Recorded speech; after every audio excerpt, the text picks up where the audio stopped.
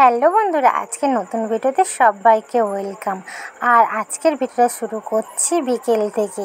তো রাতে কী রান্না করব এখন থেকে আয়োজন করা হচ্ছে। এখানে দেখো পেঁয়াজ আলু কেটে রেখেছি। আর আজকে কী রান্না করব তোমাদের বলেই দেই, যেটা তোমাদের সঙ্গে শেয়ার করবো বলে ভিডিওটা করা। তো তোমাদের দাদাভাই রাতে গিয়েছিল মাঠে মাছ ধরতে। তো সেখান থেকে একটা কচ্ছপ নিয়ে এসছে। কচ্ছপটা বেশি বড় নয়, ছোট্ট। তো সেই কচ্ছপটা আজকে রান্না করবো, সেটা তোমাদের সঙ্গে শেয়ার করতে চলেছি। আর দেখো অলরেডি আমি রান্নাটা বসিয়ে দিয়েছি। আর এখন কচ্ছপ মাংসটা কষানো হচ্ছে। তো কষে কষে আমি এটাকে জল ঢেলে দেবো।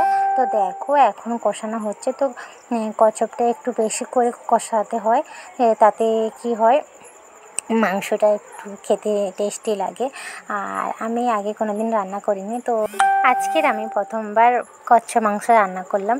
তো বন্ধুরা দেখেই বলো তোমরা যে কতটা দেখতে সুন্দর লাগছে। আর যতটা দেখতে সুন্দর লাগছে খেতেও খুবই টেস্টি ছিল। আর তোমরা অবশ্যই কমেন্ট করে জানাবে যে তোমাদের কেমন লাগলো।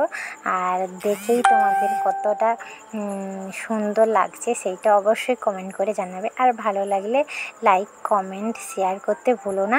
আর আমার নতুন নতুন ভিডিও দেখতে হলে আমার ভিডিওগুলোকে ফলো রাখতে হবে, তাহলে সব ভিডিও দেখতে পাবে। আর চলো বন্ধুরা, আজকের ভিডিওটা এই পর্যন্ত। সবাইকে বাই বাই।